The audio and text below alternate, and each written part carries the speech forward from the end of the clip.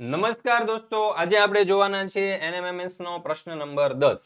અહીંયા આપણને કહ્યું છે કે સાચો વિકલ્પ પસંદ કરો. ચાલો, પહેલો વિકલ્પ છે કે જેટ પ્લેનમાં બળતણ તરીકે પેટ્રોલનો ઉપયોગ થાય.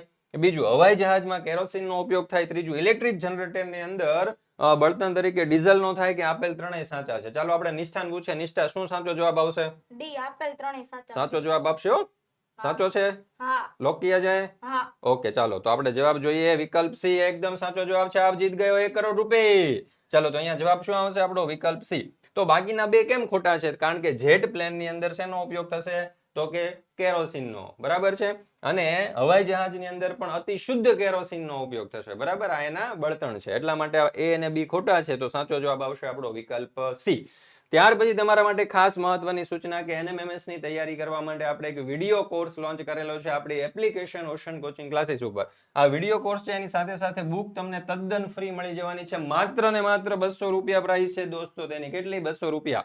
જેની અંદર તમને સેટના, મેટના અને પેપર સોલ્યુશનના જે વિડિયો છે તે મળી જવાના છે. તો અત્યારે જ આપણો આ જે કોર્સ છે તે મેળવી લેજો. લિંક તમને નીચે ડિસ્ક્રિપ્શન બોક્સમાં મળી જશે. અને વધારે માહિતી માટે જો અહીંયા તમને નંબર આપેલો છે 70 46 22 22 54, આ નંબર ઉપર તમે કોન્ટેક્ટ કરી અને સંપર્ક કરી શકો છો.